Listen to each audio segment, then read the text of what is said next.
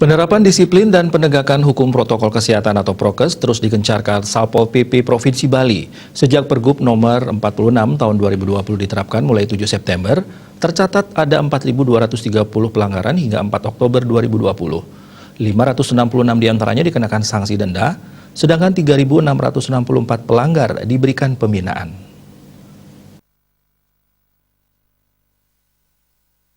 Kepala Satpol PP Provinsi Bali, Idewa Nyoman Rai Darmadi menyampaikan pelanggaran yang dibina itu adalah mereka yang mengenakan masker dengan tidak benar, seperti ditaruh di bawah dagu dan lalu dikenakan lagi. Pembinaan juga diberikan kepada masyarakat yang tidak mampu membayar denda karena merupakan golongan ekonomi lemah. Mereka diberikan surat pernyataan dan hukuman sosial. Mereka yang masih muda dihukum dengan olahraga ringan seperti push up. Sanksi hanya dikenakan bagi mereka yang sama sekali tidak memakai masker dan secara ekonomi mampu membayar denda. Aparat di lapangan tidak hanya melakukan penegakan hukum Pergub, tetapi juga mengedukasi masyarakat agar menerapkan protokol kesehatan dengan benar. Harapannya, satu pelanggar yang terkena denda bisa menyebarkan informasi kepada keluarga dan masyarakat sekitar bahwa pemerintah tegas melakukan penegakan hukum.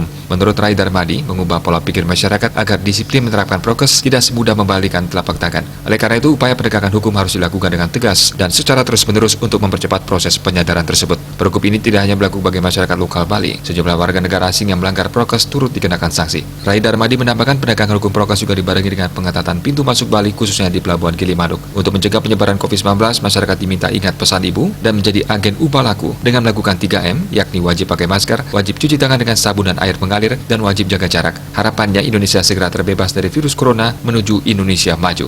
Bali Pos melaporkan.